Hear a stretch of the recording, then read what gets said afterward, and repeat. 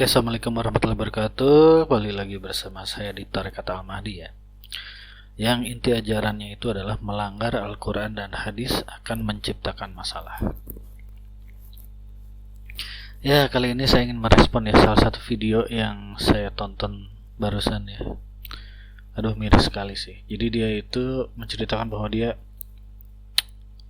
menyelami beberapa agama gitu ya. Islam, Kristen, Hindu, Buddha, macam-macam ya. Namun pada akhirnya dia berkesimpulan bahwa itu hanyalah dogma atau doktrin katanya. Lalu di akhir dia lebih percaya bahwa Tuhan itu energi. Udah gitu aja.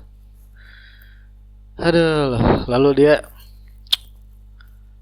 mempertanyakan perihal mukjizat ya. Jadi dia menceritakan bahwa zaman dulu Nabi ada mukjizat tertentu gitu ya. Ya misalnya apalah mukjizat ya peran Nabi zaman dulu.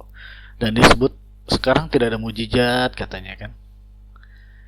Kata dia ya. Dan sekarang pada zaman modern ini semua bisa dijelaskan dengan hanya sains gitu ya. Yaudah gini aja guys. Zaman ini kalau misalnya benar seperti itu ya, semua bisa jelaskan, kita tak bisa menjelaskan perihal rezeki guys. Saat ini ya, banyak orang yang ya bisa sebut banyak atau mungkin ada beberapa yang pinter ya, itu rezekinya nggak banyak, alias mereka nggak kaya gitu. Dan banyak juga orang yang secara kecerdasan itu tidak pintar ya, tidak cerdas ya, tapi rezekinya banyak. Itu kan tak bisa dijelaskan dengan kenapanya. Ya kalau misalnya dunia ini benar-benar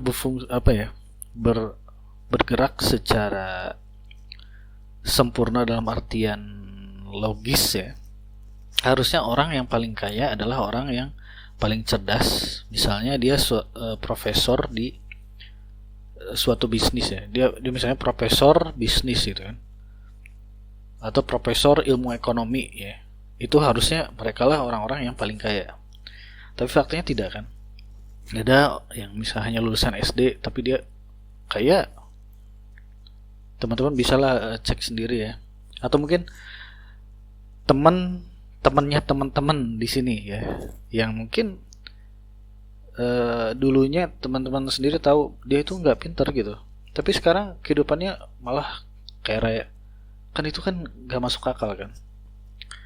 Itu nggak masuk akal, dan itu bisa kita bilang mukjizat saat ini gitu, mukjizat zaman ini yang mestinya bisa membuat kita berpikir, oh ada something gitu, ada sesuatu yang lain gitu. Itu perihal rezeki misalnya kan. Perihal jodoh aja begitu guys. Perihal yang lain misalnya jodoh ya, betul banyak kita lihat misalnya laki-laki nih, laki-lakinya nih nggak ganteng ya, biasa aja atau mungkin jelek. Terus kok bisa si ceweknya ini cantik gitu? Kan itu nggak masuk akal sebenarnya kan.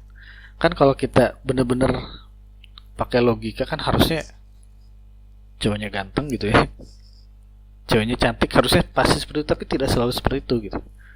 Kan itu keanehan ya. Keanehan dalam artian mukjizat juga. Ya artinya ada tangan-tangan tak terlihat yang mengatur itu gitu kan. Ya dalam konteks agama disebutnya ada tangan Allah ya, tangan Tuhan gitu.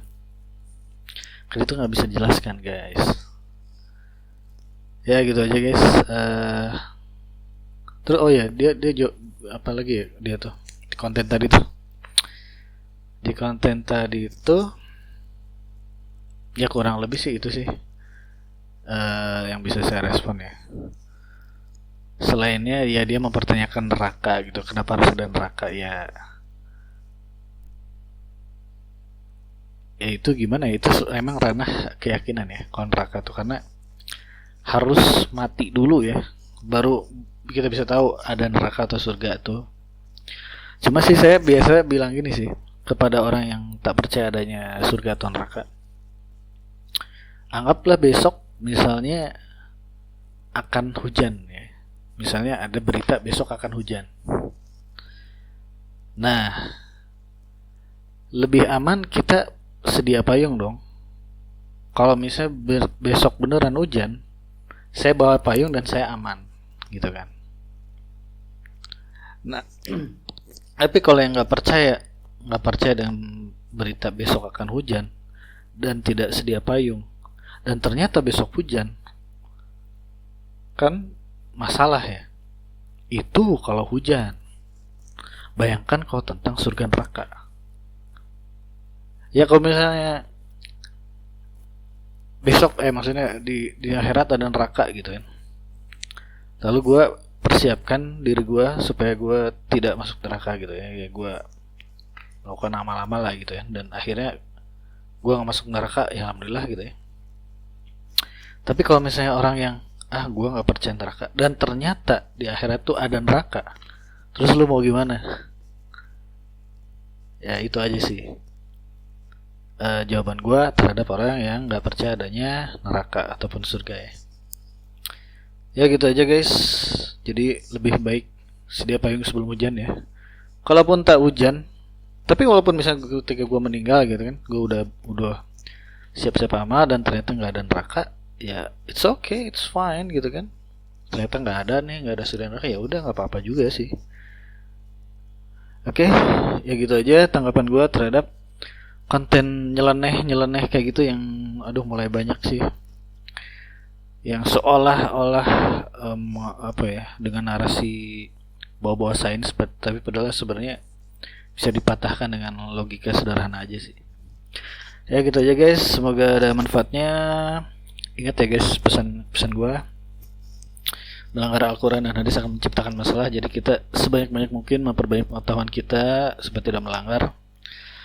Yang pada akhirnya kalau kita udah tahu banyak ya, pada akhirnya tinggal satu lah musuh kita. Kenapa? Apa sih? Nafsu ya. Kalau kita udah tahu apa yang boleh dan apa yang tidak, musuh utama kita selanjutnya adalah cuma nafsu. Kalau kalian pikir kenapa orang masih merokok? Kenapa? Mereka tahu rokok itu berbahaya. Kenapa? Karena masih nafsu ya, masih pengen merokok.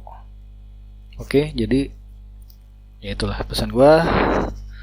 Semoga ada manfaatnya. Terima kasih.